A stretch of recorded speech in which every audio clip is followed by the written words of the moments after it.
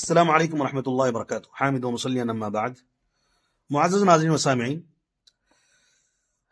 20 تاریخ کو جو ڈیبیٹ ہوا تھا، اس ڈیبیٹ کا تذکرہ، اس ڈیبیٹ کا چرچا سوشل میڈیا پر چھایا ہوا ہے، بلکہ لوگ آف لائن بھی اس پر مستقل کچھ نہ کچھ گفتگو کرنے میں لگے ہوئے ہیں.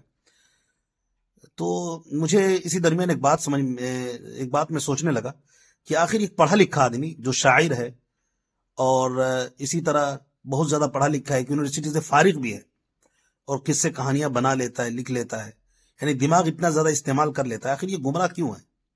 آخر ایک موٹی سی بات اس کو سمجھ کیوں نہیں آ رہی ہے؟ آخر ایک ایسے ضد پر کیوں اڑا ہوا ہے جس کے لیے کوئی دلیل نہیں ہے؟ خدا کے نہ ہونے پر کوئی دلیل نہیں ہے، اور اس جھوٹ پر جمع ہوا کہ اس کی کیا وجہ ہو سکتی ہے. جب میں اس پر غور کرنے لگا تو میرے ذہن میں ایک بات آئی، اور میرا ذہن ایک آیت پر جا کے، قرآن مقدس کی ایک آیت پر جا کے ٹک گیا. سورہ جاثیہ جو ہے 25ویں پارے میں ہے، 25ویں پارے کی سورہ جاثیہ کی ایک آیت ہے، غالباً آیت نمبر 23 ہے. قرآن میں اللہ تعالیٰ نے کہا افرأیت من اتخذ الہہ ہواہ وَأَضَلَّهُ اللَّهُ عَلَى عِلْمٍ وَخَتَمَ عَلَى سَمْعِهِ وَقَلْبِهِ وَجَعَلَ عَلَى بَصَرِهِ غِشَاوَةً فَمَنْ يَهْدِيهِ مِنْ بَعْدِ اللَّهِ أَفَلَا تَذَكَّرُونَ.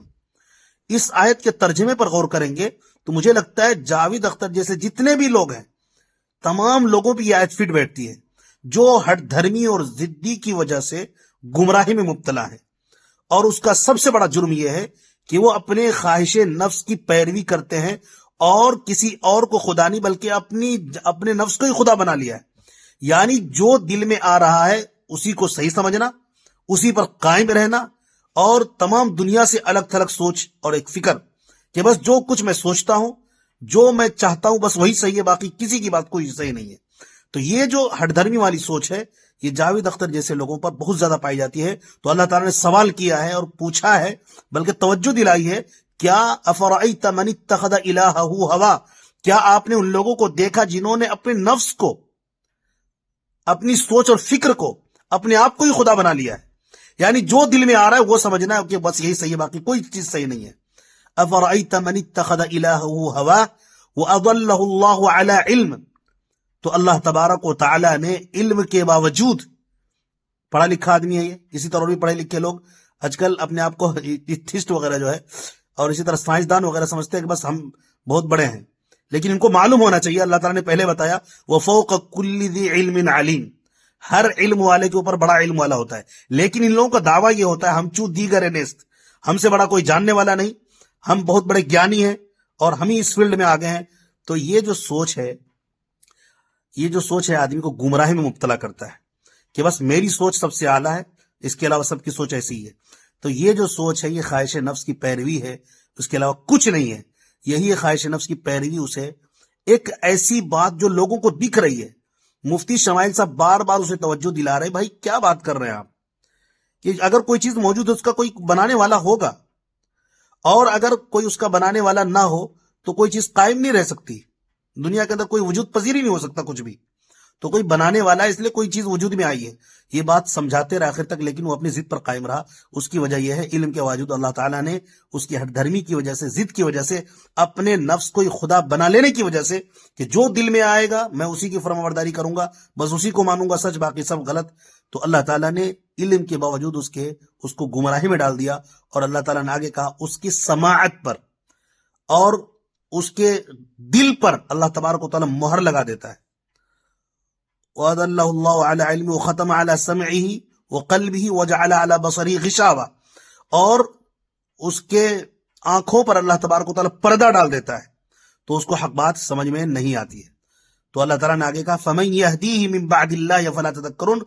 تو اب اللہ کے علاوہ کون ہے کہ اس کے بعد اس کو ہدایت دے؟ افلا تذکرون، تو تم کیوں نصیحت حاصل نہیں کر سکتے؟ افلا تذکرون، تو تم کیوں نصیحت حاصل نہیں کر سکتے؟ تو معلوم یہ ہوا کہ گمراہی کی وجہ اپنے آپ کو سب کچھ سمجھنا اور فرعونیت میں مبتلا ہونا، اپنے علاوہ سب کو غلط سمجھنا، اپنے فکر کو ہی سب کچھ سمجھنا، اور جو من میں آئے وہ کرنا، بس اسی کو سمجھنا آخری ہے. یہ وہ چیز ہوتی ہے جو آدمی کو گمراہی میں ڈالتی ہے. اسی لیے ہمیں کیا چاہیے؟ اللہ تعالیٰ نے بتایا کہ ہمیں غور کرنا چاہیے کہ میں کیوں پیدا ہوا ہوں، میری پیدائش کا مقصد کیا ہے۔ اس پر جب بندہ غور کرتا ہے تو خود وہ اللہ تبارک و تعالیٰ کو ڈھونڈتا ہے۔ تو جو کتابیں ہیں، آسمانی کتابیں، قرآن مجید کو پڑھنا چاہیے۔ یہ قرآن مقدس نے ہمیں وجہ بتایا گمراہی کی، اور اس کا علاج بھی بتایا۔ علاج یہی ہے کہ ہم قرآن کو پڑھیں، اللہ کی کتاب کو پڑھیں۔ اور ہم نے دیکھا بڑے بڑے گمراہ لوگ، بڑے بڑے کٹر کافر، کٹر ملحد، جب قرآن پاک کو انصاف کی نظر سے پڑھنے لگے اور ہدایت کے لیے پڑھنے لگے، تو اپنا جو دہریت ہے اور اپنا جو اپنی جو الہات کی باتیں ہیں وہ چھوڑے ہیں اور ایمان میں داخل ہوئے ہیں۔ اس لیے میری گزارش یہ ہے جاوید اختر سے بھی، اور اسی طرح اور بھی جو لوگ ہیں، اللہ کے لیے اپنے اوپر رحم کھائیے، کسی اور پر نہیں، آپ اپنے اوپر خود ظلم کر رہے ہیں۔ مجھے افسوس ہو رہا ہے، اس لیے میں غور کر رہا ہوں۔ میں سوچ رہا ہوں ان جیسے جو بھی لوگ ہیں ان کو چاہے کہ وہ قرآن کو روزانہ کچھ نہ کچھ پڑھے۔ قرآن کا ترجمہ ہر زبان میں ہو چکا ہے۔ دنیا میں جتنی زبانیں بولی جاتی ہیں، میرے خیال سے تقریباً ہر زبان میں قرآن پاک کا ترجمہ موجود ہے، ٹرانسلیٹ موجود ہے۔ ان کو ہی پڑھنا چاہیے، اور ہم لوگوں کے لیے چاہیے، ان کے علاوہ جو لوگ ہیں اپنے ایمان میں تازگی بخشنے کے لیے، ایمان کو بیدار رکھنے کے لیے قرآن پاک سے جڑنے کی ضرورت ہے۔ یہ قرآن پاک دلوں کو تبدیل کر دیتا ہے۔ نبی پاک علیہ الصلوۃ والسلام نے جب قرآن پیش کیا تھا تو اس وقت میں صرف ایک صحابی نے قبول کیا تھا، اور اس کے بعد دھیرے دھیرے سب جب قبول کرتے گئے، جو قرآن کو سنتے تھے متاثر ہوتے، اور کتنے آپ سوچ سکتے ہیں کہ کئی سو سال تک کوئی پیغمبر نہیں آئے تھے۔ اب کس قدر جہالت اور کس قدر کفر اور کس قدر شدت ہوگی کفر اور شرک کے اندر اور الحاد کے اندر، اس کے باوجود وہ لوگ قرآن پاک سے متاثر ہوئے اور انہوں نے اس کو اللہ کا کلام مانا، اور اللہ کا کلام ماننے کے بعد جب انہوں نے قبول کیا تو ان کی زندگیاں بدلی۔ آج بھی ان کا نام لیا جا رہا ہے، اور قیامت میں بھی اللہ تبارک و تعالیٰ انہیں عزت عطا کرے گا۔ تو بہرحال سچائی تک پہنچنے کے لیے بس ایک ہی راستہ مجھے سمجھ میں آتا ہے، جاوید اختر جیسے جو بھی ہوں، کہ وہ اگر چاہتے ہیں کہ ہدایت پر آ جائے، صحیح راستے پر آ جائے، تو قرآن مقدس کو پڑھنا شروع کرے، روزانہ کچھ نہ کچھ ضرور پڑھے، ترجمے کے ساتھ پڑھے۔ اور آخر میں یہ بھی کہہ دوں، جب بندہ خدا کے وجود پر یقین رکھتا ہے تو اس کو یہ بھی چاہیے کہ آگے پڑھے، قرآن پڑھے اور سمجھے اگر خدا ہوگا تو ایک ہی ہوگا، اگر خالق ہوگا تو ایک ہی ہوگا، ایک ہی پورے کائنات کو چلائے گا۔